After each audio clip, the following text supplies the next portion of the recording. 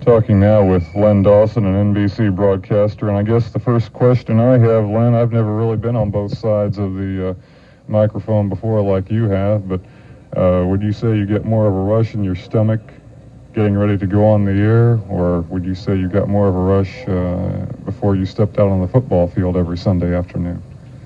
Well, Mike, I can tell you this, that I knew that when I went out on the football field, somebody's going to try to tear my head off. Hopefully, in broadcasting, they aren't going to try to do that. They may critique you and what your performance is as far as broadcasting is concerned. But I knew on the football field when they had rotten people like Oakland, the Oakland Raiders, and Ben Davis and people like that, that I was going to be in for a long afternoon. It's similar in some ways, but it's a lot different in a lot of other ways. As you watch the Kansas City Chiefs, or at least when you get a chance to, do you see some promise for that team? I noticed that Bill Kenny in one game against Denver, I believe, had a very good game. Steve Fuller is a smart young quarterback if he gets some line protection. Those are my views. How about your views on maybe the next 2 or 3 years for the Chiefs? Do you think they have the kind of personnel that can possibly make the playoffs? Well, I think what they have to do is get help offensively. I think defensively, they're a pretty solid football team, particularly if you get an offense that takes some of the heat off the defense. The defense has had to do the job the last couple of years, and they do an outstanding job. You mentioned the name Bill Kenny. I think that I'm prejudiced. I like to see the ball in the air. I like to see somebody who's able to throw the football. He's the best passer that the Kansas City Chiefs have right now. Steve Fuller's a fine young quarterback and does a lot of things very well. He's a very intelligent quarterback. But I happen to feel that in order really to win it and win it all, and that's what they're in there for, you have to have a quarterback that's able to throw that football and put some points on the board. And Bill Kenny, I think, is that type of individual. I had Max Stensrud on a talk show a couple of weeks ago. He plays with the Oilers. I guess it was about a month ago. Time goes so quickly. But anyway, I talked with him about the changing rules as far as passing goes. It's freer now for the receiver to get that ball. It's not as tough for him to run the routes, theoretically, as it was in the past. And I asked him, well, if that's the case, do you think the 3-4 is going to go out of vogue? It came in vogue a few years ago with the Raiders because they had so many injuries. But now that the receivers are able to run their routes, do you think they're going to stick with a 3-4 or go to a 4-3? Or how do you think that's going to change defenses? How have you noticed it's been changing defenses? First of all, you're talking to Stensrud, who's a defensive lineman, and his job is to try to tear somebody's head off in order to get to the quarterback to hopefully tear his arm apart.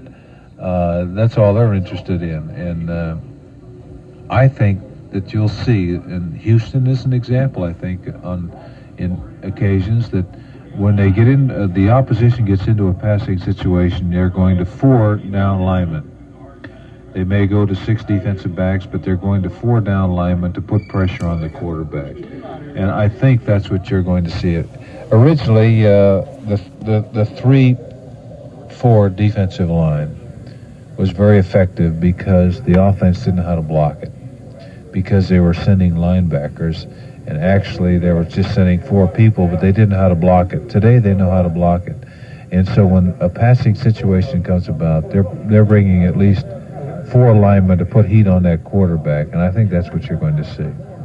One final question, Len, and then I'll let you go. I saw a movie based on the book North Dallas 40 by a disaffected Dallas cowboy. I don't know if you've seen the movie or not. I don't know if you've read the book or not.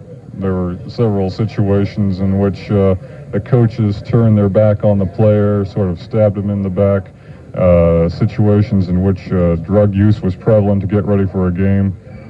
I don't know if you feel like commenting on it or not, or whether you're qualified to comment, but in your days with the Chiefs, were drugs a problem? That's a very vague question. I guess I should say, did players use drugs to get ready for a game, to mask their injuries, to hide the pain so they could play? I don't think so. I think drugs came into being, not, athletes are just a part of the population.